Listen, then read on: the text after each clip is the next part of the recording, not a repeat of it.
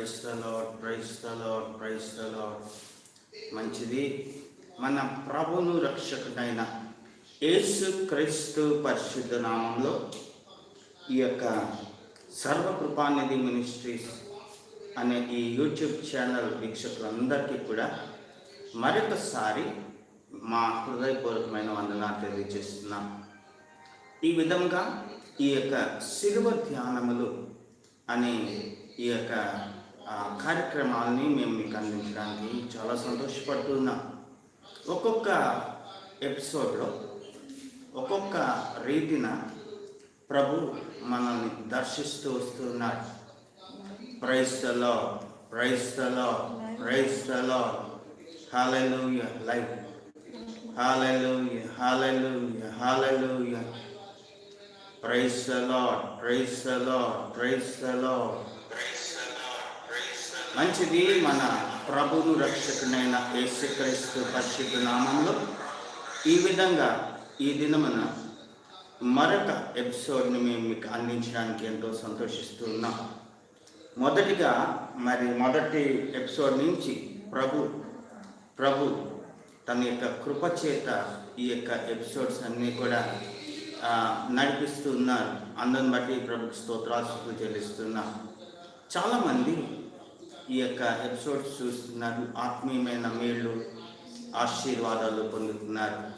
అయితే మాతో పంచుకోవడం లేదు మీరు చేస్తున్న పని. అది కొంతమంది మాత్రం పంచుకుంటున్నారు సంతోషంగా, కొంతమంది మాత్రం మాతో పంచుకోవట్లేదు. దయచేసి మీరు మాతో పంచుకోండి. ఇతరులకు కూడా ఈ యొక్క కార్యక్రమాలను పరిచయం చేయండి. ఈ యొక్క ఛానల్ని కూడా వాళ్ళకి షేర్ చేయండి. వాళ్ళు కూడా సబ్స్క్రైబ్ చేసుకునేట్టుగా చేయండి. మంచిది. ఒక్కొక్కసారి ఒక్కొక్క విభిన్నమైన రీతుల్లో ఈ యొక్క శిలువ ధ్యానములు అనేవి కొనసాగుతూ ఉన్నాయి. అందుని బట్టి దేవునికి స్తుతులు స్తోత్రాలు చెల్లిస్తున్నాం. ఈ దినమున మరి ఒక ఎపిసోడ్తో మేము మీ ముందుకు వస్తున్నాం. ఆ ఎపిసోడ్ యొక్క టాపిక్ ఏంటంటే యేసు ప్రభు మీద అక్రమంగా మోపబడిన నేరములు. మళ్ళీ చెప్తున్నాను, యేసు ప్రభు మీద అక్రమముగా మోపబడిన నేరములు. చూడండి, మరి యేసు ప్రభు సువార్త పరిచర్య చేస్తూ ఉన్న దినములలో ఎక్కువగా శాస్త్రులు, పరిసయ్యులు, ధర్మశాస్త్రోపదేశకులు, సద్దుకయ్యులు, అలాగే ప్రజల పెద్దలు అనే ఈ యొక్క గుంపుల ప్రజలు ఎక్కువగా యేసు ప్రభుని వ్యతిరేకించిన వాళ్ళలో ఉంటున్నారు. ఆ విధంగా యేసు ప్రభుని వాళ్ళు వ్యతిరేకిస్తా మరి యేసు ప్రభు యొక్క బోధలకి లేకుంటే పరిచర్యకి అడ్డు తగులుతూ ఉన్నారు. వాళ్ళ యొక్క బాధ, వాళ్ళ యొక్క క్రోధం ఏంటంటే, వాళ్ళ యొక్క కక్ష ఏంటంటే, వాళ్ళ కళ్ళ ముందే యేసు ప్రభు పుట్టాడు, వాళ్ళ కళ్ళ ముందే యేసు ప్రభు పెరిగి పెద్దవాడయ్యాడు, వాళ్ళ కళ్ళ ముందే ఆయన సువార్త పరిచర్య ప్రారంభించి ఉన్నాడు. ఆయన సువార్త పరిచర్య ప్రారంభించినప్పుడు ప్రజలు తండములుగా ఆయన వెంబడించడం ప్రారంభించి ఉన్నారు. చాలా జాగ్రత్తగా గమనించండి. అయితే ఇక్కడ మనం ఒక విషయం తెలుసుకోవాల్సింది ఏంటంటే, యేసు ప్రభుని రకరకాలుగా వాళ్ళు వెంబడిస్తూ వచ్చారు. ఈ దినమున ఈ మాటను బట్టి నేను మీతో ఒక విషయం చెప్పాలి. అదేంటంటే, ప్రభువే చెప్తున్నాడు, తండ్రి ఎవరైనా ఆకర్షిస్తేనే కానీ ఎవడు కూడా తండ్రి దగ్గరికి రాలేడు. అవును, ప్రభు ఒక వ్యక్తిని ఆకర్షిస్తేనే ఆ వ్యక్తి వస్తాడు, దేవుని దగ్గరికి వస్తాడు. ప్రభు ఆకర్షించకుండా ఎవరు కూడా ప్రభు దగ్గరికి రాలేదు. ఇది మాత్రం మనం గుర్తుపెట్టుకోవాలి.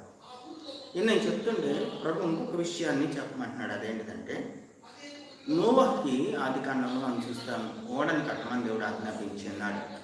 అయితే ఆ ఓడని నోవహు కట్టాడు. అయితే దేవుడు చెప్పి ఉన్నాడు, ఇదిగో నోవహు, ఈ జంతువుల్లో, పక్షుల్లో, పురుగులు అన్నీ కూడా జతలుగా వస్తాయి ఓడ దగ్గరికి. నువ్వు వాటిని లోపల జాగ్రత్తగా నువ్వు సపరేట్గా దేనికి దాన్ని నువ్వు ఏర్పాటు చేస్తూ రావాలి, వాటిని ఉంచుతూ రావాలి అని అంటే, నోవహు సరే అని చెప్పి దేవుడు చెప్పిన ప్రకారంగానే ఆయన చేసి ఉన్నాడు. నోహు అడవికి వెళ్ళి వాటిని తోలుకొని రాలేదండి జతలు జతలుగా. అవే వచ్చినాయి. దేవుడు వాటిని ఆకర్షించినాడు, దేవుడు వాటిని ఆజ్ఞాపించిన ప్రకారంగా అవి వచ్చాయి. చూడండి, అప్పటికే శత్రుత్వం ఉంది ఈ జంతువుల్లో కూడా. ఆ శత్రుత్వం ఉన్న అవి మిత్రులుగా అయిపోయినాయి. ఇప్పుడు ఆ యొక్క సింహాలు వచ్చినాయి, ఎలుగుబంట్లు వచ్చినాయి, కుందేళ్ళు వచ్చినాయి, అడవి గొర్రెలు వచ్చినాయి, అడవి మేకలు వచ్చినాయి, అన్ని రకాల జంతువులు వచ్చాయి అక్కడికి, ఆ ఓడ దగ్గరికి. దొరికిందిరా బాబు నాకు ఆహారం అని చెప్పి ఒకదాన్ని ఒకటి అది కరుచుకొని భక్షించుకొని తినలా. దేవుడు ఆజ్ఞాపించాడు, దేవుడు ఆకర్షించాడు, వచ్చాయి. ఇది మాత్రం మనం తెలుసుకోవాలి. యేసు ప్రభు సువార్త పరిచర్య చేస్తున్నప్పుడు చాలా జాగ్రత్తగా గమనించండి.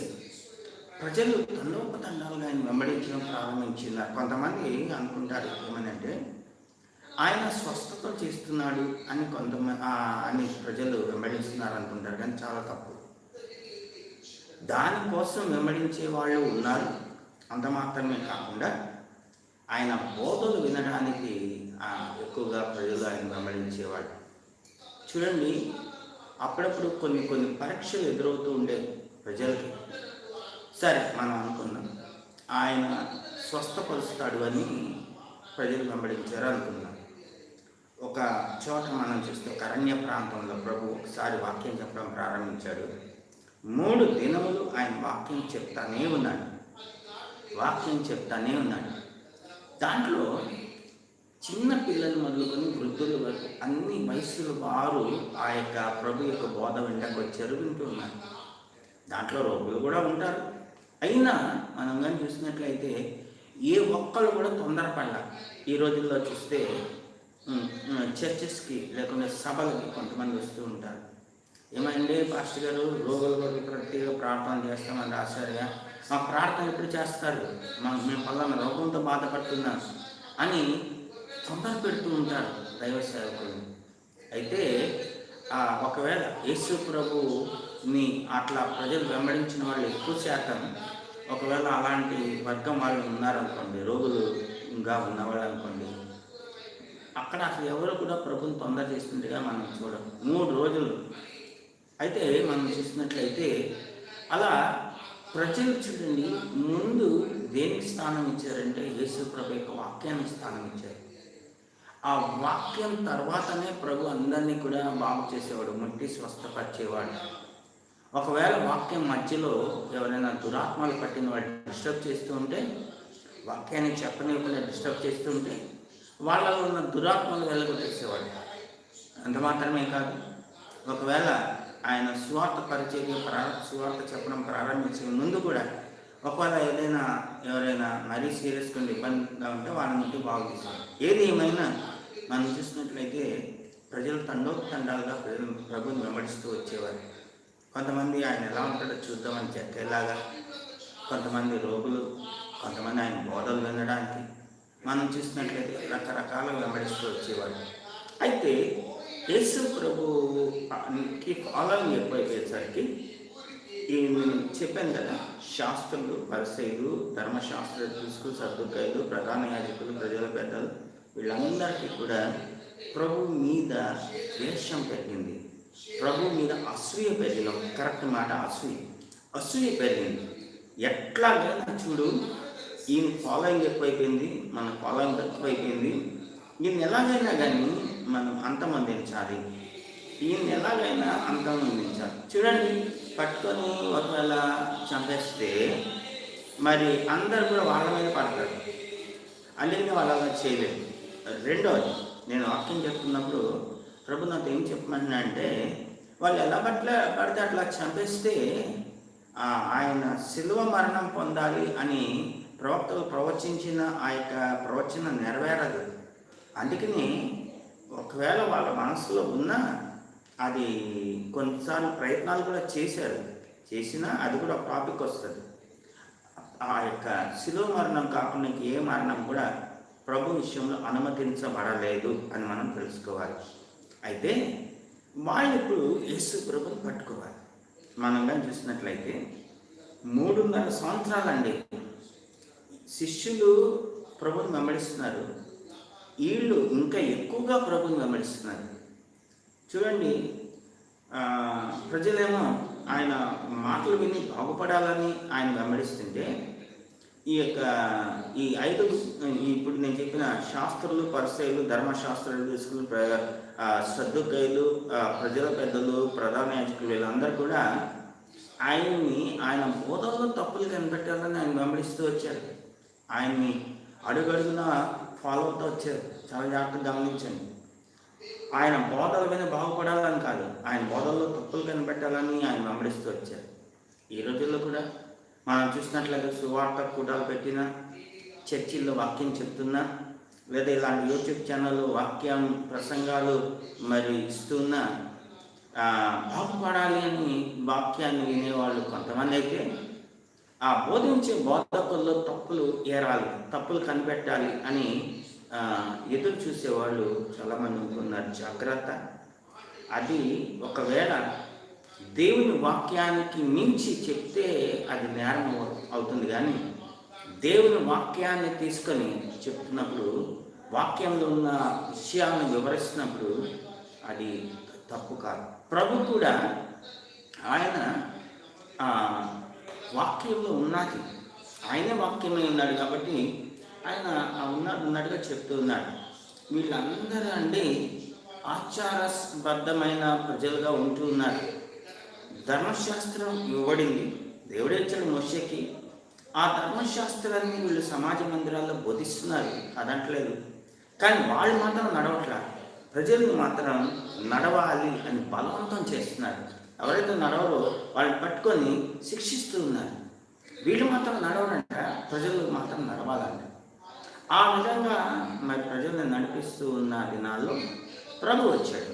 ఆయన ధర్మశాస్త్రాన్ని కొట్టివేయడానికి రాలేదు, కానీ ధర్మశాస్త్రాన్ని నెరవేర్చడానికి వచ్చానని ప్రభు చెప్తున్నాడు. సరే, ప్రభు వచ్చి ఆయన సువార్త ప్రకటిస్తూ ఉన్నాడు.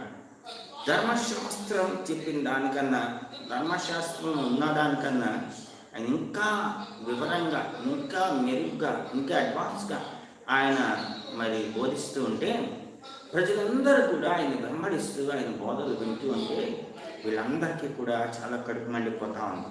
చాలా జాగ్రత్తగా గమనించండి. మాకేమో ప్రజలు రావట్లేదు, ఈయనకే ప్రజలు బాగా వచ్చేస్తున్నారు, ఈయన ఫాలోయింగ్ ఎక్కువైపోయింది, మాకు తగ్గిపోయింది అని వాళ్ళకి కక్ష, వాళ్ళకి కుళ్ళు, వాళ్ళకి క్రోధం ఎక్కువైపోయింది. సరే, ఏది ఏమైనా వాళ్ళు ప్రభువుని ఎలాగైనా ఒక పాటుగా నిరూపించాలి అని ఏం చేశారంటే, 3.5 సంవత్సరాలు ప్రభుని వెంబడించి ప్రభు యొక్క బోధలు విని చాలాసార్లు వాళ్ళు ప్రయత్నాలు చేశారు. ఎలాగా అంటే, ఆయన బోధల్లో ఏమైనా తప్పు చెప్తాడేమో, ఏదైనా తప్పు మనకు దొరుకుతుందేమో అని ఫస్ట్ ప్రయత్నం చేశారు. రెండవ ప్రయత్నం ఏంటంటే, ఆ ప్రయత్నం మొదటి ప్రయత్నంలో ఆయన దొరకపోయేసరికి రెండవ ప్రయత్నం ఏంటంటే, ఆయన కొన్ని చిక్కు ప్రశ్నలు వేసి చూశారు. ఆ చిక్కు ప్రశ్నల్లో కూడా ఆయన దొరకపోయేసరికి ఇక మూడవదిగా వాళ్ళు ఏం చేస్తూ ఉన్నారంటే, ఆయన నడకలో కానీ, ఆయన క్రియల్లో కానీ ఏమైనా తప్పులు దొరుకుతాయేమని చూశారు. అది కూడా కుదరకపోయేసరికి ఇక యేసు ప్రభు మీద అక్రమంగా కొన్ని నేరాలు తయారు చేసి ఆ నేరాలు ఆయన మీద మోపడానికి సిద్ధపడుతూ ఉన్నారు. చాలా జాగ్రత్తగా గమనించారు.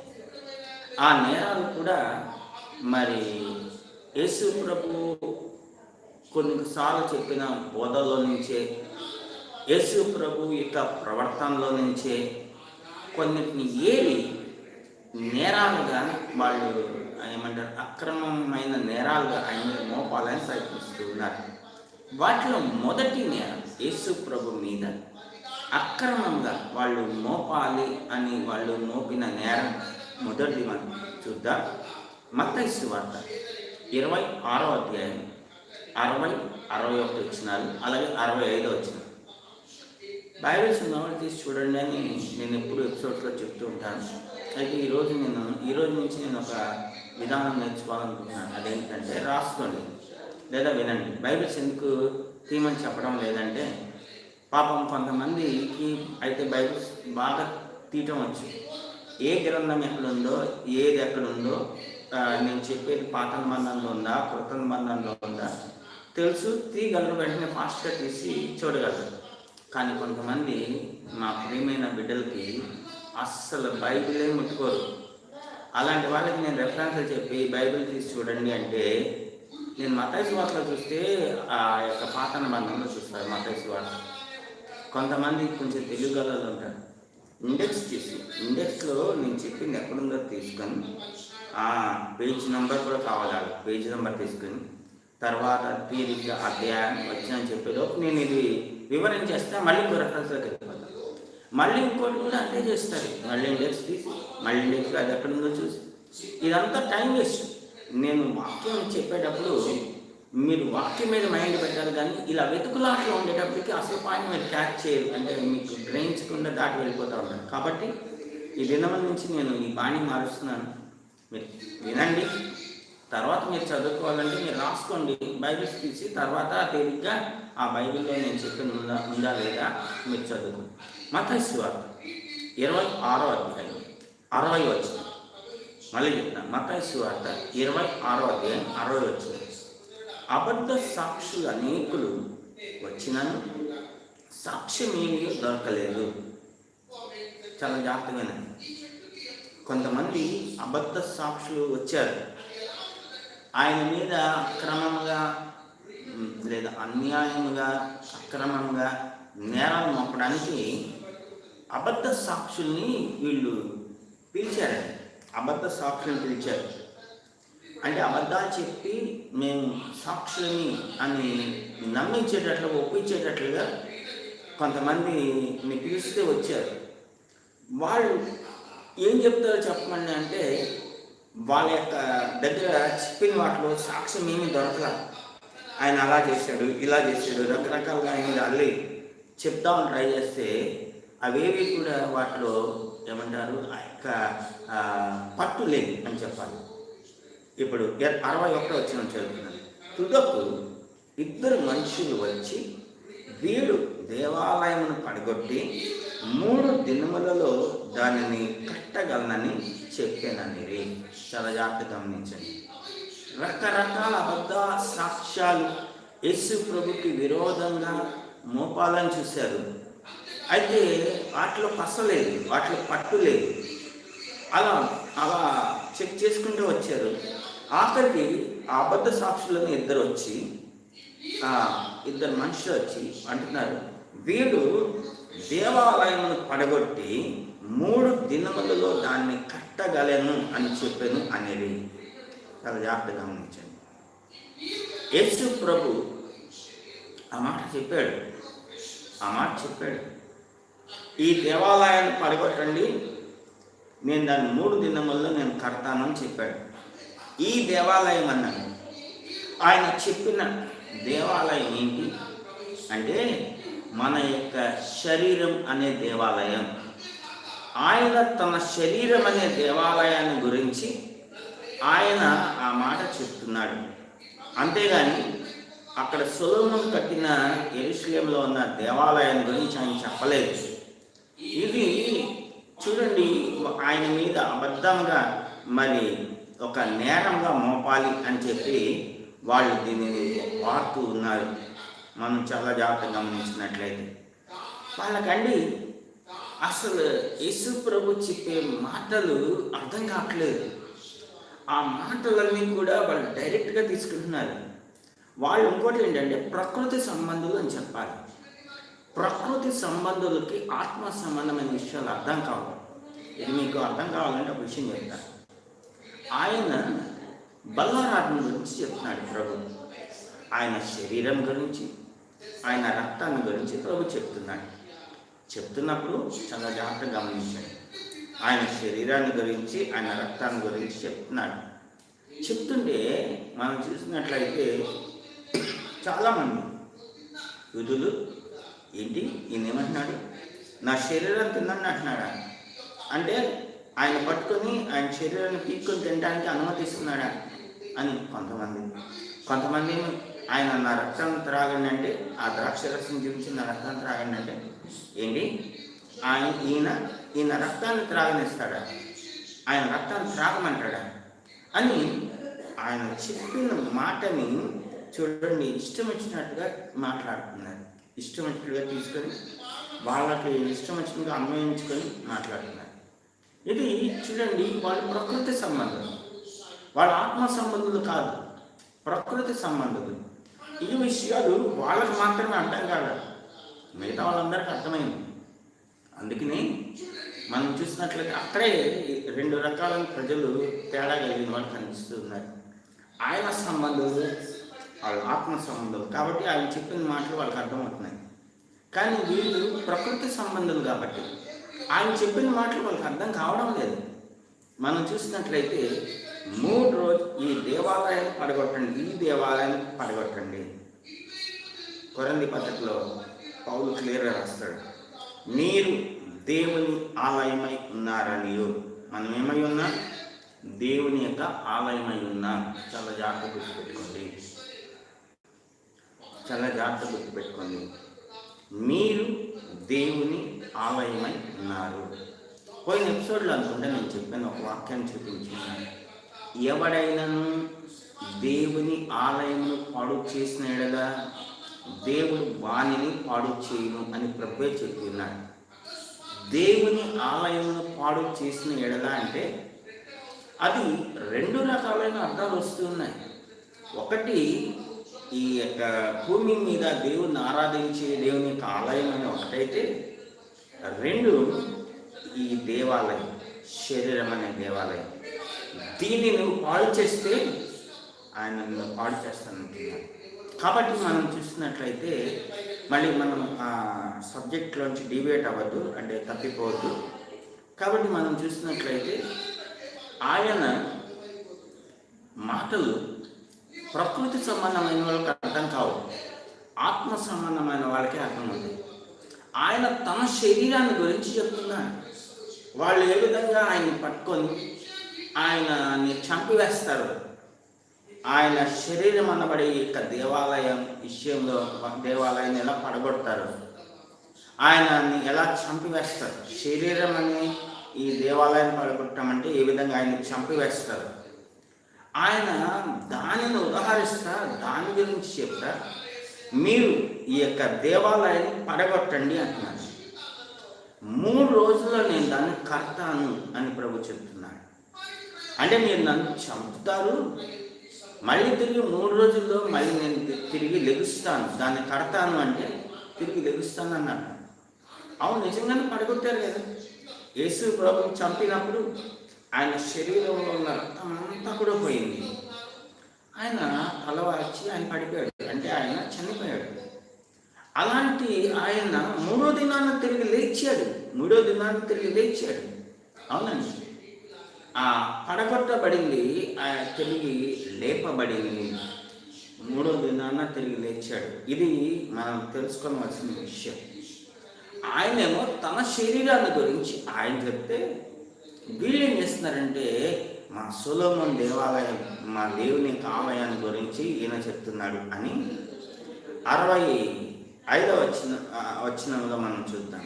65, ప్రధాన యాజకుడు తన వస్త్రం చింపుకొని వీడు దేవదూషణ చేసెను, మనకిక సాక్షులతో ఏమి పని, ఇదిగో ఈ దూషణ మీరు ఇప్పుడు విని ఉన్నారు అంటున్నాడు. చాలా జాగ్రత్తగా గమనించండి. యూదులు మత ప్రవిష్టులు అంటే తమ మతం కోసం అవసరమైతే తమ ప్రాణాన్ని కూడా అర్పించడానికి వాళ్ళు వెనుకంజ లేరు.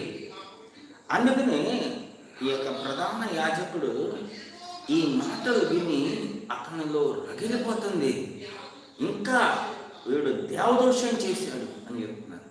దేవుని ఆలయాన్ని పడగొట్టేస్తాం అంటే నిజంగా దేవదోషం చేయటమే. వాళ్ళ ఉద్దేశం ఏంటంటే దేవుని ఆలయం పరిశుద్ధంగా, దేవుని ఆలయం దేవుంది, దాన్ని పడగొడతాడంటాడండి. ఆ దేవుని ఆలయంలోని బలులు అర్పణలు అన్నీ జరుగుతున్నాయి, ప్రజలందరూ వస్తున్నారు, అట్లాంటి దాన్ని పడగొడతాడంటాడేంటి.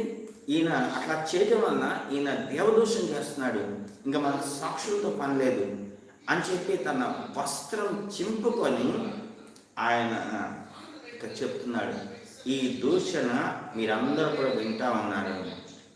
కాబట్టి వీడు ఎవరంటే దేవదూషణ చేసిన ఒక నేరస్తుడు, దేవుణ్ణి దూషించిన నేరస్తుడు. అని ఒక నేరం ప్రభు మీద మోపుతున్నాడు. చాలా జాగ్రత్తగా గమనించు. ఒక నేరాన్ని ప్రభు మీద మోపుతున్నాడు. నన్ను కానీ అడిగితే అసలు మనం అనుకున్నాం ప్రభువే నేరస్తుడు అనుకోండి, ప్రభువే దేవదర్శనం చేశాడు అనుకోండి. ఆ ప్రధాన యాజకుడు తన వస్త్రాన్ని చింపుకోవాల్సిన అవసరం ఏంటి? పాపం వాళ్ళ లెక్కలో పాపం చేసింది ప్రభు అయిన యేసుక్రీస్తు కదా. మరి ప్రభు అయిన యేసుక్రీస్తు పాపం చేస్తే ఆయన దేవదోషం చేశాడని చెప్తూ ఆ ప్రధాన యాజకుడు ఆయన వేసుకున్న వస్త్రం చింపడం ఏంటి? మనం ఏం చూసినట్లయితే పాత నిబంధనలో మన యాజకులు ఉన్నారు. యాజకులకి ప్రత్యేకమైన వస్త్రధారణ ఉంది, స్పెషల్ డ్రెస్ ఉంది. ప్రధాన యాజకుడికి ఇంకా స్పెషల్ డ్రెస్ ఉంది. నిజంగా అది ఎంత పరిశుద్ధమైనయో ఆ వస్త్రాలు, యాజకుని వస్త్రాలని ఒక బైబిల్ స్టడీ ఉంటుంది. అయితే ఆ ప్రధాన యాజకుడు తన వస్త్రాన్ని చింపుకుంటాం అంటే దాని అర్థం ఏంటంటే తను తాను అవమానపరుచుకుంటున్నాడు, తన వృత్తికి తన ధర్మానికి ఆయన అవమానాలు ఇస్తున్నాడు. అయితే ఇక్కడ ప్రభు మీద ఒక నేరం మోపుతున్నారు. అదేంటంటే ఆయన దేవ దూషణ చేస్తున్నాడు. వాళ్ళ లెక్కలో ప్రభు దేవ దూషణ చేస్తున్నాడు అని ఒక నేరం మోపుతున్నారు. ఎలా దేవదూషణ చేస్తున్నాడు? దేవాలయాన్ని పడగొట్టి 3 రోజుల్లో కడతానంటున్నాడు. అది ఒక భయంకరమైన దేవదూషణ. ప్రభు మీద వాళ్ళు మోపుతున్న నేరం.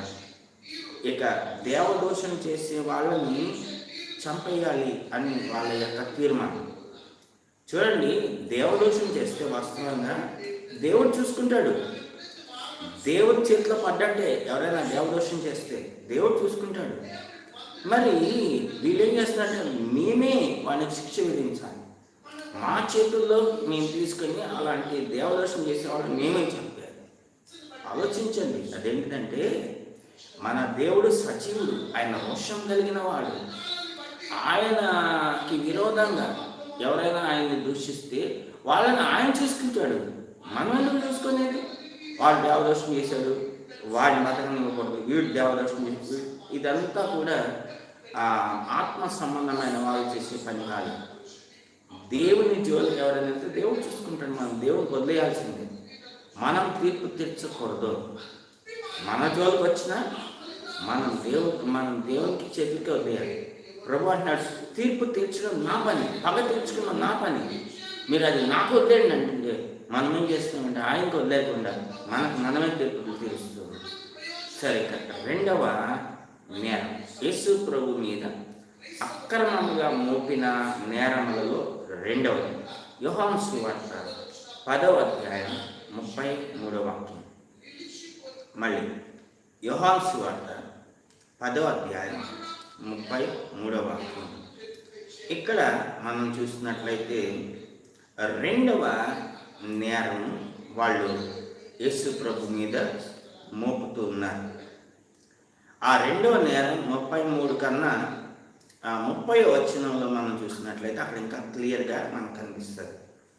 నేనును తండ్రియు ఏకమై ఉన్నాము అని వారితో చెప్పాను. చాలా జాగ్రత్తగా గమనించండి. యోహాను సువార్త 10వ అధ్యాయం 30వ వాక్యం. నేనును తండ్రియు ఏకమై ఉన్నామని వారితో చెప్పాను. ఇప్పుడు 33వ వచనం.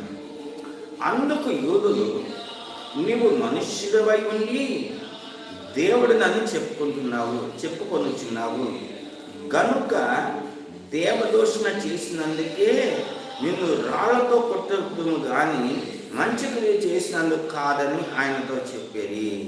ఇప్పుడు ఆయన మీద రెండవ నేరం మోపుతున్నారు. అదేంటంటే ఈయన మనుష్యుడై ఉండి తాను దేవుడు అని చెప్పుకుంటున్నాడు. చాలా జాగ్రత్తగా గమనించండి. నేను చాలాసార్లు నా ప్రసంగాల్లో మీతో చెప్పి ఉన్నాను. యూట్యూబ్లో కూడా, మరి ఈ యూట్యూబ్ ఛానల్ స్టార్ట్ చేసిన దగ్గర నుంచి నాకు తెలిసి కనీసం 2-3 సార్లు చెప్పుకున్నాను. యేసు ప్రభు యొక్క జన్మ ఒకటి, యేసు ప్రభు యొక్క మరణం, ఈ రెండు కూడా మనుషులు చులకనగా తీసుకుంటున్నారు. ఆయన దేవుడుగా అంగీకరించడానికి వాళ్ళు అంగీకరించలేకపోవడం గల కారణం ఈ రెండే. చూడండి, ఆయన యొక్క జన్మ అంటే ఆయన తల్లి ఆయన కని పశువుల పాకలో పెట్టింది.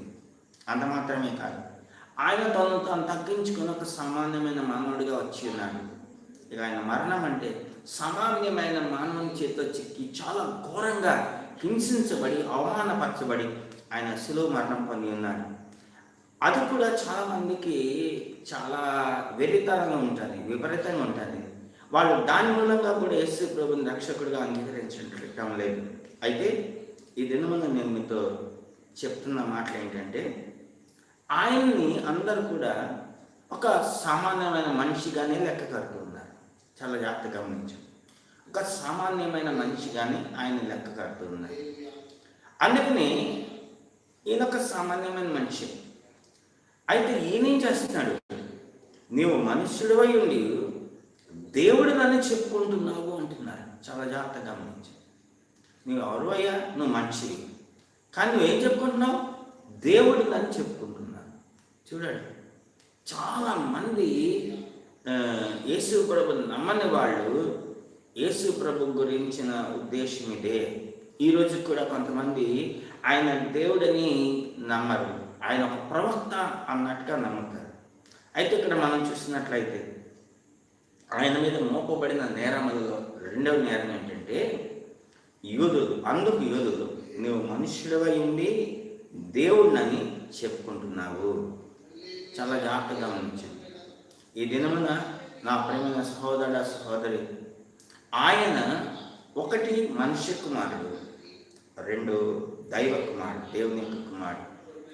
ఇంకా నన్ను ఏమని అడిగితే ఆయన దేవుడై ఉండి ఆయన దేవునితో సమానంగా ఉంటాడు, విడిచిపెట్టకూడని వాక్యం అని ఎంచుకోలేదు. కానీ ఆయన దాసుని స్వరూపం ధరించుకుని తనతో రిక్తునిగా చేసుకుని లోకంలోకి వచ్చి ఉన్నాడు. కాబట్టి ఆయన బోధల్లో ఆయన ఆ విధంగా వస్తున్నప్పుడంతా కూడా ఆయన చెప్తూ ఉన్నాడు, ఆయన తండ్రి ఏకమై ఉన్నామని, ఆయన పరలోకం నుంచి వచ్చానని, ఆయన దేవుని అని చెప్పుకుంటున్నాడు. వీళ్ళకి చాలా విపరీతంగా ఉంది, ఎగతాళిగా ఉంది. ఈయన దేవుడా, ఈయన దేవుడా. మేమెలా మా సామాన్యమైన మానవులుగా ఉన్నాము, ఈయన కూడా అలాగే ఉన్నాడు. ఈయనకు ఒక తల్లి ఉంది, ఒక తండ్రి ఉన్నాడు. ఆ తర్వాత అంటే ఆ యొక్క తల్లికి ఇంకా పుట్టారులేండి, నేను తర్వాత మెసేజ్లో చెప్తాను అని ఆయన ఒక మాటలో చెప్పాలంటే శరీరరీతిగా ఎరిగి ఉన్నాను. అది కూడా నేను మీకు తర్వాత చెప్తాను, రెఫరెన్స్ కూడా ఇస్తాను. యేసు ప్రభుని వాళ్ళు శరీరరీతిగా ఎరిగి ఉన్నారు, ఆత్మ రీతిగా ఎరగలేదు. అందుకనే వాళ్ళు ఏమాత్రం అంగీకరించట్లేదు, ఆయన దేవుడు అని ఏమాత్రం ఒప్పుకోవట్లేదు. ఇక్కడ మనం చూసినట్లయితే అది కూడా ఒక దేవదూషణ అనే ఒక నేరంగా వాళ్ళు లెక్క కడుతూ ఉన్నారు. ఒక దేవదూషణ, ఈ యొక్క దేవుని మందిరం పడగొట్టండి, నేను 2 రోజుల్లో 3 రోజుల్లో తిరిగి కడతాను అని ఒక నేరం అయితే, రెండవది ఈయనకి దేవుడు అని చెప్పుకుంటూ ఉన్నారు.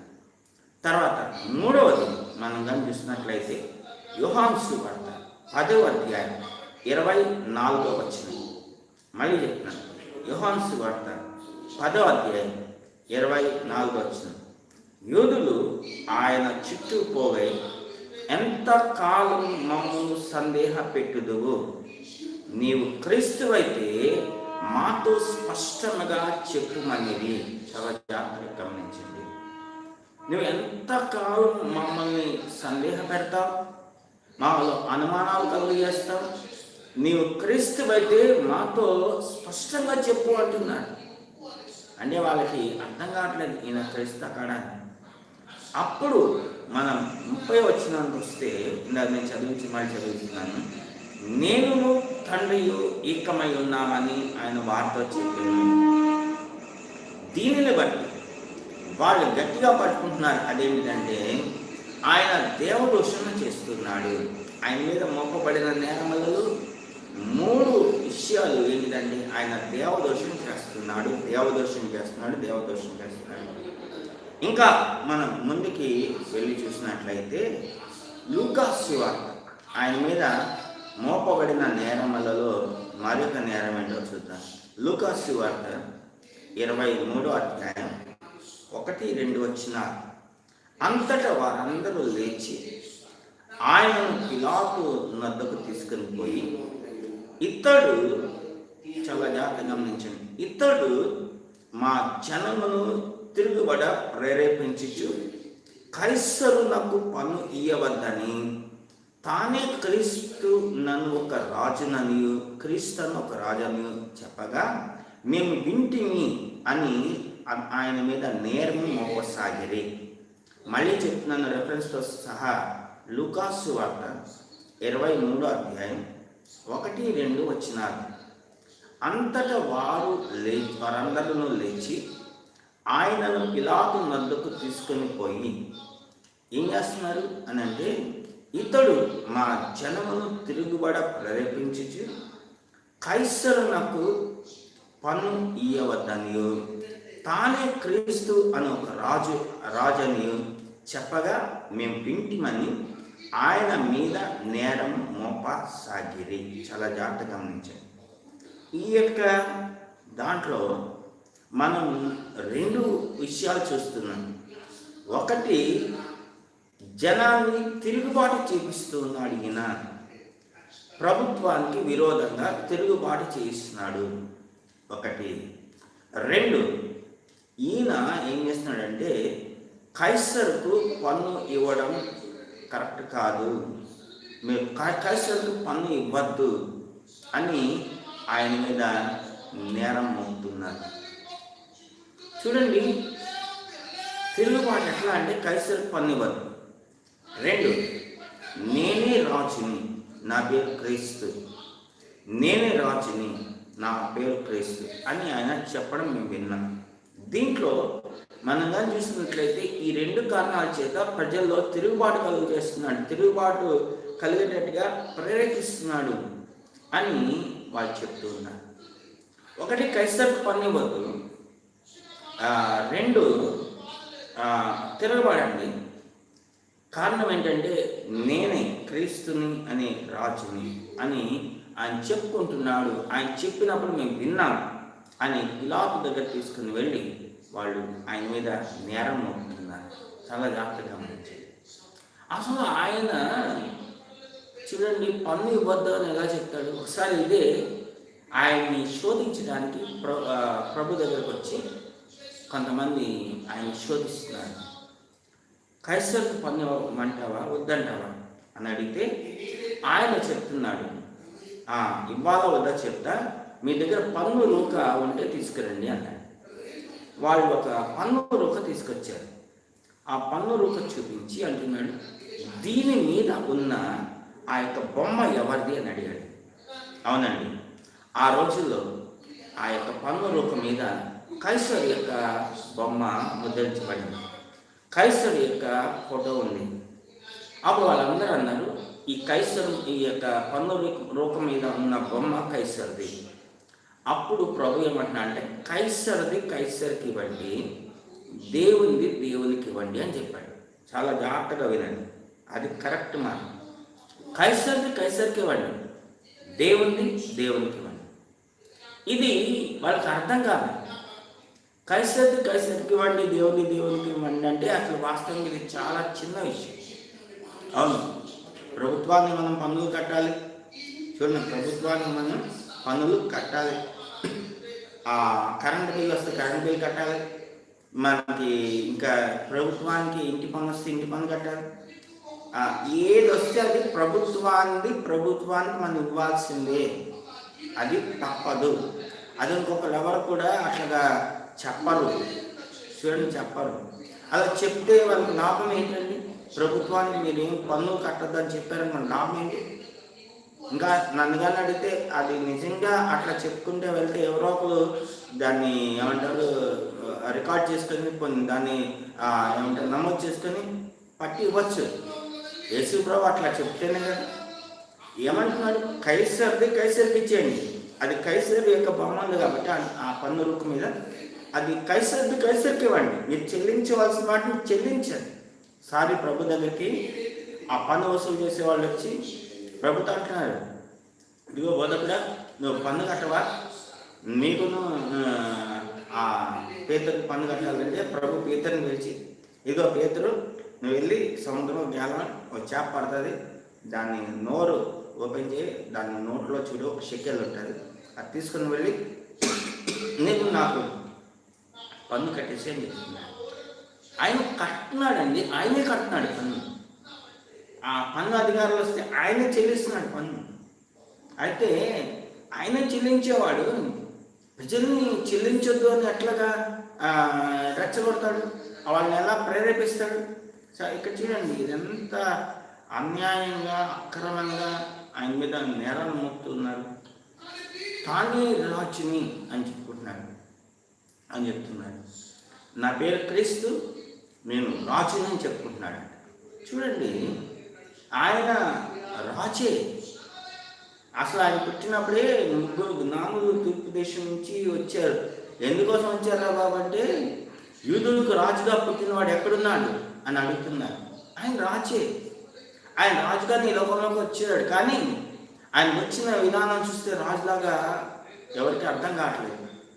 అవును, అయితే మనం చూసినట్లయితే అది వాళ్ళకి విచిత్రంగా ఉంది. ఆయన తానే రాజు అని చెప్పుకుంటున్నారు. పిలాతు కూడా అడుగుతాడు కదా, నువ్వు రాజువా? అది ఒక ఎపిసోడ్. నువ్వు రాజువా? రాజు అయితే నీ సైనికులేదు, రాజు అయితే నీ రాజ్యం ఏది, రాజు అయితే నీ సింహాసనం ఏది, రాజు అయితే నువ్వు పరిపాలించే ప్రజలేది అని అడుగుతాను. వాళ్ళకి ఏమీ అర్థం కావట్లేదు. అది ఒక నేరంగా ప్రభు మీద వాళ్ళు మోపుతున్నారు. ఇంకా అక్రమంగా వాళ్ళు మోపుతున్న నేరాలు మనం చూసినట్లయితే మత్తయి సువార్త 12వ అధ్యాయం, మత్తయి సువార్త 12వ అధ్యాయం 10వ వచనం, అలాగే 14వ వచనం, 10వ వచనం. వారు ఆయన మీద నేరము మోపవలనని విశ్రాంతి దినమున స్వస్థపరచడం న్యాయమా అని ఆయనను అడిగింది. చాలా జాగ్రత్తగా గమనించాను. ప్రభు స్వస్థపరిచే విషయంలో మనం కానీ చూసినట్లయితే ఆయన ఈ రోజని ఆ రోజని ఆయన ఏమీ లెక్కేయట్లేదు. ఏ రోజైనా ఆయన స్వస్థపరుస్తూనే ఉన్నాడు. అవునండి, ఆయన ఇక్కడ స్పష్టంగా రాయబడింది. ఏం చెప్తున్నారు?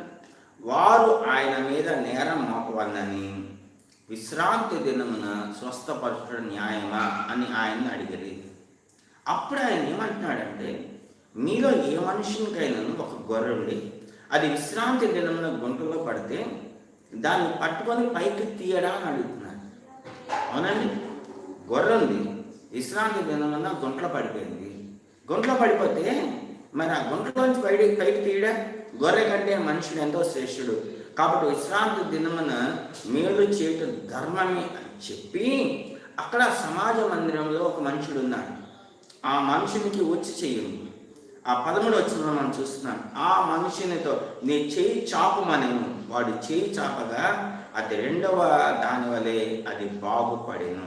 చాలా జాగ్రత్తగా గమనించాను.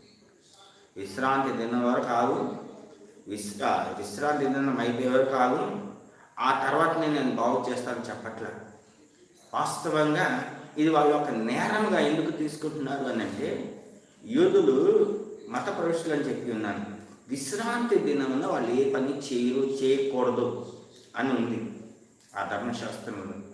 అందుకనే విశ్రాంతి దినం వంట కూడా చేయరు. ముందు రోజే వండేసుకొని పెట్టుకుంటారు, తర్వాత ఆ విశ్రాంతి దినమున వాళ్ళు లాగిస్తూ ఉంటారు. చాలా జాగ్రత్తగా చాలా వచ్చింది. అన్నం తినడం కూడా అది ఒక పని నన్ను పని లెక్కే. అయితే తింటారు, విశ్రాంతి దినం కాబట్టి ఉపవాసం అనేది ఉండరు. ఇక్కడ అదే ప్రభు అంటున్నాడు, ఇదిగో మీలో ఎవరికైనా ఒక గొర్రె ఉంది, అది గుంట్లో పడితే విశ్రాంతి దినం అమ్మా, ఈరోజు నువ్వు గుంట్లోనే ఉండు, నిన్ను పైకి తీయకూడదు, విశ్రాంతి దినం అయిపోయిన తర్వాత రేపు తీస్తాం, అప్పటి వరకు నువ్వు ఆ గుంట్లోనే అలాగే ఉండు, అలాగే విశ్రాంతి తీసుకోలేదు, అలాగే సావు అని వెంటనే తీసేస్తారు. కాబట్టి మీరు అది చేసినప్పుడు నేను ఇది చేయకూడదా? ఆ మనుషుడు ఎంతకాలం నుంచి బాధపడుతున్నాడు ఆ వచ్చి చేయటం అని ఆ మనిషిని బాగు చేస్తున్నాడు. 14వ వచనం. అంతటా పరిశీలు వెలుపలకపోయి ఆయనను ఎలా సంహరిస్తున్నా అని ఆయనకు విరోధంగా ఆలోచన చేసేది. ఇది కూడా ఒక నేరంగా ఆయన మీద మోపాలి, ఆయన సిలువ వేసి చంపడానికి అని ఇది కూడా వాళ్ళు నోట్ చేసుకుంటూ ఉన్నారు. తర్వాత మత్తయి సువార్త 12వ అధ్యాయం 24వ వాక్యం. ఇదే 12వ అధ్యాయం అంటే ఇదే మత్తయి సువార్త 12వ అధ్యాయం 24వ వాక్యం. పరిసయ్యులు ఆ మాట విని, వీడు దయ్యములకు అధిపతి అయిన బెల్జెబూలు వలననే దయ్యములు వెళ్ళగొట్టుచున్నాడు కానీ మరొక దాని వలన కాదనేది. చూడండి, దయ్యాలు వెళ్ళగొడితే అదొక జ్ఞానం. ఏంటండి? దయ్యాలు వెళ్ళగొడితే అదొక జ్ఞానం. మీకు తెలుసా, ఈ దయ్యాలు అనేవి కొంతమంది ఈ యూట్యూబ్ చూస్తున్న వాళ్ళకి దయ్యాలంటే నమ్మిక ఉండదు. కానీ వాక్యంలో మనం కానీ చూసినట్లయితే దయ్యాలు ఏం చేస్తున్నాయి తెలుసా? మనుషుల్ని నెమ్మదిగా సమాధానంగా విశ్రాంతిగా ఉండనిట్లా, క్షేమంగా ఉండనిట్లా.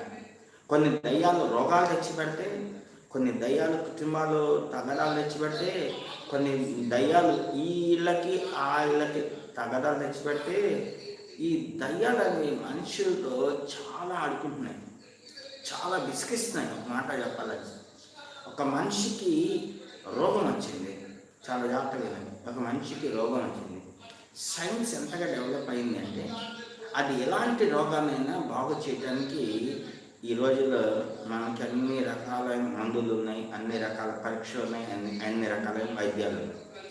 అయితే ఇక్కడే మీరు చాలా జాగ్రత్తగా గమనించారు. అన్ని రకాలు ఉన్నాయి కానీ మనుషులు ఎందుకు వస్తున్నారండి? హాస్పిటల్స్కి వెళ్ళిన వాళ్ళు చూడండి, చాలామంది హాస్పిటల్లోనే చచ్చిపోయి ఇంటికి తిరిగి వస్తూ ఉంటారు, శవాలే వస్తూ ఉంటారు.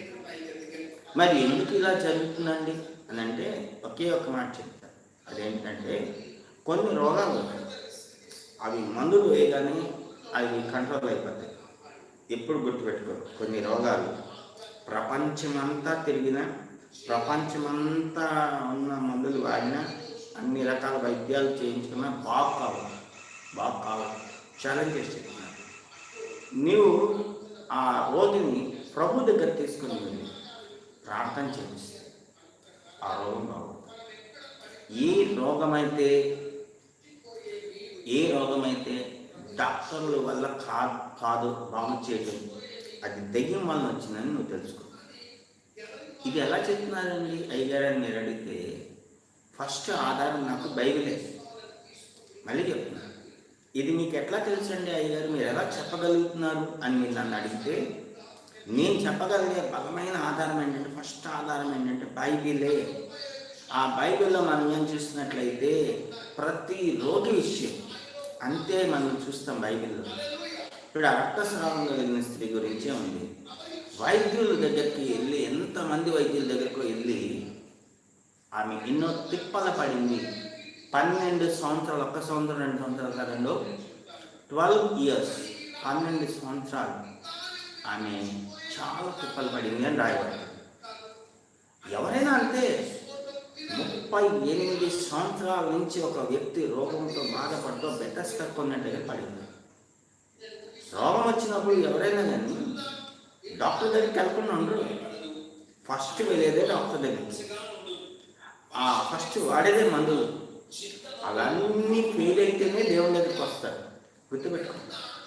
అయితే ఈరోజు ఇది మనం చూసినట్లయితే ప్రభు దగ్గరికి వచ్చిన వాళ్ళు ఎలాంటి రోగులైనా ప్రభు ఒక్క మాట చెప్పగానే, చూడండి, ఒక వ్యక్తి ఆ యొక్క ఫిట్స్తో బాధపడుతూ వచ్చాడు, మూర్ఛ వ్యాధితో. ఆ తండ్రి ఆ కుమారుని తీసుకుని వచ్చాడు. ఆ కుమారుడితో చాలా ఇబ్బందులు పడుతున్నానని చెప్తున్నాడు తండ్రి.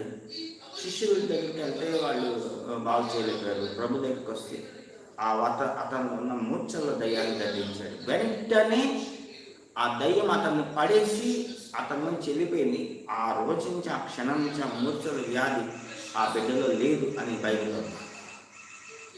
ఆ రక్తస్రావం కలిగిన గురించి అన్నా 10 సంవత్సరాల నుంచి బాధపడుతుందని యేసు ప్రభుకి వస్త్రం చింగల ముట్టుకొని వదిలేసింది. వెంటనే బాగుంది. ఆమె మందు తాగల, పోనీ ఆమె ఏమైనా ప్రభు ఇస్తే అది తాగల, ఏమి లేదు. ప్రభు యొక్క వస్త్రం చింగల అలా ముట్టుకుంటే బాగుంది. చూడండి, కొన్ని రోగాలు అవి అలిం కావు, అంటే అవి నయం కావు, అంటే అవి బాగు కావు. ఈ యొక్క మందుల వల్ల అవి ఖచ్చితంగా ప్రభు దగ్గరికి వస్తాయి. ఆ రోగాలు చూడండి, రోగాలన్నిటికీ కారణం దయ్యాలని చెప్పండి. కొన్ని ఆ దయ్యాల వలన రోగాలు వస్తుంటాయి. ఈ రోగాలకి గల కారణాలు ఏంటి, ఒక మనిషికి రోగాలు ఎందుకు వస్తాయి అనేది ఒక సబ్జెక్ట్ ఉంది, నేను చెప్తాను, మీరేం కంగారు పడదు. ఈ యూట్యూబ్ ఛానల్లో విస్తారమైన వాక్యం మీకు అందించబడుతుంది. మీరంతా సిద్ధంగా ఉండండి, మీరంతా రెగ్యులర్గా చూస్తూ ఉండండి. ఇదేనా మనం చూసినట్లయితే దయ్యాలు ప్రభు వెళ్ళగొడుతున్నాడు అంటే అది బయల్జెబూల్ అనే దయ్యాల అధిపతి పేరు బయల్జెబూల్ అంటే ఇలా చెప్తున్నారు. ఆ బయల్జెబూల్ దగ్గర నుంచి అధికారం తీసుకుని వెళ్ళగొడుతున్నాడు.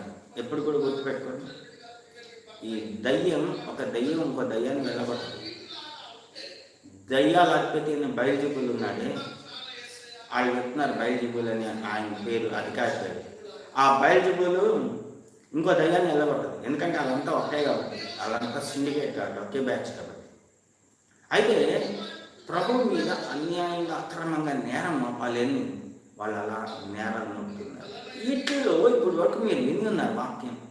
ఏ కారణంలో అయినా ఒక పట్టు ఉందా, ఒక పస్సు ఉందా? లేదు. ఇవన్నీ కూడా ఒక మాటలో చెప్పాలంటే ఎలాంటి ఆధారాలు లేని నేరాలు. ఇవి యేసు ప్రభుని ఎట్లాగైనా సిలుకు వేయాలి. వీటి కోసం అబద్ధ సాక్షులు వెతికి, వీటి కోసం అబద్ధ సాక్షులు తయారు చేసుకొని యేసు ప్రభుని మీద నేరం మోపుతున్నారు. కాబట్టి నా ప్రేమ సహోదరి చూడండి, ప్రభు ఏదో పాపం చేశాడు అని ఆయన సిలువ వేయలేదు, ఆయన సిలువ మీద మరణించలేదు. ఆయన మీద ఇలాంటి అన్యాయమైన అక్రమమైన నేరాలు మోపి అబద్ధ సాక్షులని ఆయన విరోధంగా లేపి ఆయన సిలువ మరణం పొందేటట్టు చేస్తున్నారు. కాబట్టి ఇంతకాలం ఒకవేళ ఈ యూట్యూబ్లో ఈ వాక్యం వింటున్న వాళ్ళు చాలామందికి తెలియదు అసలు విషయం ఏంటి. చూడండి, అందరూ కూడా అంతకుముందు ఈ యొక్క కరుణమయుడని, ఇంకా ప్యాషన్ ఆఫ్ ద క్రైస్ట్ అని, ఇంకా రకరకాల సినిమాలు వచ్చినాయి యేసు ప్రభు యొక్క జీవిత చరిత్ర. ఆ సినిమాలు చూసి అమ్మో అయ్యో అయ్యో నిజంగా యేసు ప్రభు ఎట్లా బాధపడుతుందో ఏడుచుకో అంటే ఆయన ఇట్లా బాధ పెడుతున్నాడని ఏడుస్తా ఉన్నారు. కానీ అసలు ఆయన సిలువ వేయడానికి ఎలా ట్రైల్ వేస్తారని ఈరోజు ప్రభు ఈ వాక్యం ద్వారా మీతో మాట్లాడి దయచేసి అందరం కూడా లేచి నిలబడదాం, కళ్ళు మూసుకున్నాను. వాక్యాన్ని ఇంతసేపు మనం విని ఉన్నాను. ప్రార్థన చేసుకున్నాం. తండ్రి, ఈ యొక్క దినమున మీరు మాతో మాట్లాడిన మాటలు స్తోత్రాలు. మీ మీద మీరు ఈ లోకంలో నరావతారుగా ఉన్న దినములలో మీ మీద ప్రభువా ఈ లోకం అన్యాయంగా అక్రమంగా ఎలాంటి నేరములు మోపి ఉన్నారు, అబద్ధ సాక్షుల్ని తయారు చేసుకొని మరి ఎట్లా మోపి ఉన్నారు. ఈ దినమున నీ వాక్యం ద్వారా మీరు మాతో మాట్లాడుతున్నారు. అవును ప్రభువా, ప్రకృతి సంబంధాలు ఆత్మ సంబంధమైన మాటలు వాళ్ళకి అర్థం కాదు. కాబట్టి ఆ విధంగా వీళ్ళు సరిగా అర్థం చేసుకోకుండా నీ మీద అన్యాయంగా అక్రమంగా అది కూడా అబద్ధ సాక్షులను సృష్టించుకొని నీ మీద ఎలాగైనా కక్ష తీర్చుకోవాలని అసూయతో నీ మీద అబద్ధంగా ఈ నేరమును మోపి నీ సిలువ వేసుకున్నారు. ఈ దినమున ప్రభువా ఆ విషయాలు మేము తెలుసుకొని ఉన్నారు. తద్వారా మీరు పరిశుద్ధుడని, మీరు దోషం లేని వారని ప్రభువా, మీరు అన్యాయంగా సిలువ వేయబడ్డారని మేము గ్రహించినట్టు మీరు సహాయం చేయండి. ప్రభువా, మీరు జ్ఞాపకం చేసుకున్న ఎంతమంది బిడ్డలైతే దినమున ఈ మాటలు విని ఉన్నారు, ఆ బిడ్డలు వాక్యం చేత దర్శించబడి ఈ నిత్యమైన రాకడ రాజ్యం సిద్ధపడినట్టు మీరు సహాయం చేసి సమస్త ఘనత మహిమ ప్రభావములు మీరు మాత్రమే పొందుకోమని యేసు నామములో అడిగి వేడుకొని ప్రార్థిస్తున్నాం తండ్రి, ఆమేన్. తండ్రి అయిన దేవుని యొక్క ప్రేమ, కుమారుడైన యేసుక్రీస్తు కృప, పరిశుద్ధాత్మిక అన్యోన్య సహవాసం సమాధానం బిడ్డలకు ఎల్లప్పుడూ దేవుని రాకడ పర్యంతం సదాకాలం తోడై నడిపించింది గాక. ఆమేన్. నా ప్రాణమై యెహోవాను సన్నిధించును, నా అంతరంగం సమస్తమైన కృష్ణాన్ని సన్నిధించును, నా ప్రాణమై యెహోవాను సన్నిధించును. ఆయన చేసిన ఉపకారములలో దేనిని మరో యేసు రక్తమే శిలువ రక్తమే క్రైస్తు నామం సంపూర్ణ విజయం, అపవాదికులు తనంత నాశనం యేసు రక్తమే జయం. హల్లెలూయా, హల్లెలూయా, హల్లెలూయా. అందరికీ వందనాలు. ఈ దినమున మరి ఏమండి, మీరు ప్రతిరోజు ప్రార్థనలు ప్రతిసారి పరీక్షలు రాసే విద్యార్థుల కొరకు ప్రార్థన చేస్తారు కదా. ఇప్పుడు ప్రార్థన చేయలేదని కొంతమందికి డౌట్ వస్తూ ఉంది. ఒక ప్రత్యేకమైన ప్రోగ్రాం ఈ యూట్యూబ్లో మేము పెట్టి ఉన్నాం. పరీక్షలు రాసే విద్యార్థుల కొరకు ప్రత్యేక కార్యక్రమం అని చూడండి. దాంట్లో మంచి సలహాలు సూచనలు నేను ఇచ్చాను, నేనే స్వయం ఇచ్చి ఉన్నాను, రాటం చేసి ఉన్నాను. అది మీరు పెట్టుకొని చూడండి, మీ పిల్లలకు చూపించండి. దేవుడు మిమ్మల్ని దీవించును గాక. God bless you. మరొక ఎపిసోడ్లో మనం త్వరలో కలుసుకున్నాం. అప్పటి వరకు మీకు నా యొక్క హృదయపూర్వకమైన వందనాలు తెలియజేస్తున్నాను. Praise the Lord, praise the Lord, praise the Lord. Amen, amen, amen. Praise the Lord. Thank you.